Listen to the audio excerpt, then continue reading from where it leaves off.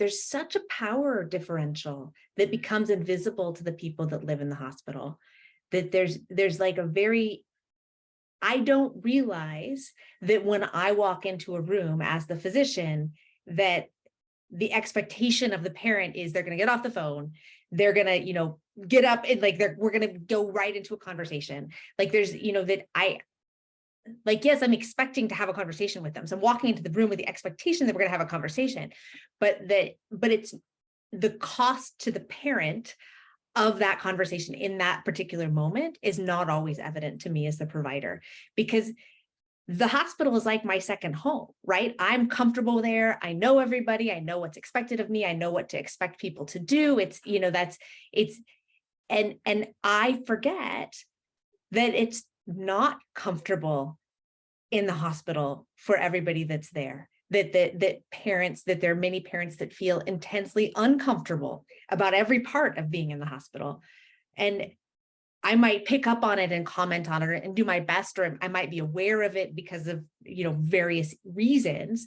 But I think that there's just this fundamental divide between how unsettling the experience of being in a hospital and what the implicit expectations are of being a parent in a hospital versus what's obvious or what's front of mind for the providers in the hospital.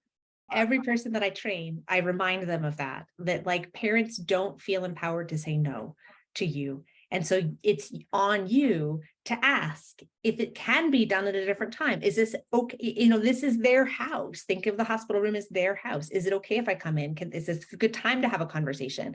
And that those small markers of I see you as a human having a horrible time because your kid is in the hospital, and there's really nothing more stressful than your kid being in the hospital, go so far and are so meaningful.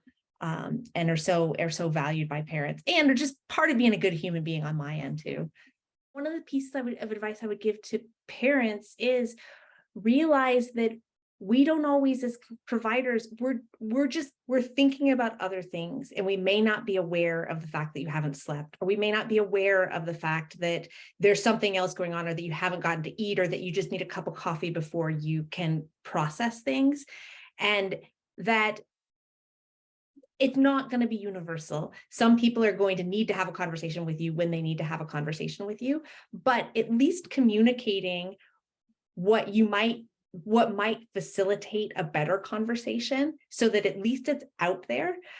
I'm so sorry. I just woke up. I find it really hard to think straight before I've had a cup of coffee. At least tell us that. And so that we're aware of what you're operating on and what the limitations of what you're thinking are, because we may just not, it's not that we don't care about it. It may just be that we're doing 40 other things, and that's just not the top of our mind. And if you say that, and maybe we'll say, let me go grab you a cup of coffee, or why don't I come back and talk to you in 15 minutes? Let you get dressed and wash your face, let us work together, but just recognize that it's invisible to us, and it's not because we don't care, and it's not because we don't want you to be able to bring your best self to a conversation.